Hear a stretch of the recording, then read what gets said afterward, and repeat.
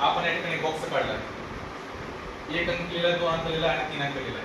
तर 1 ला 1 ला जोडायचं, 3 ला 3 ला जोडायचं आणि 2 ला 2 ला जोडायचं. ओके. तर नियम असा आहे की जोडत असताना कोणत्याही दोन रेषा अशा एकमेकांना टच झाला नाही पाहिजे. समजला? चला, कोण येते समोर? कोण येते समोर?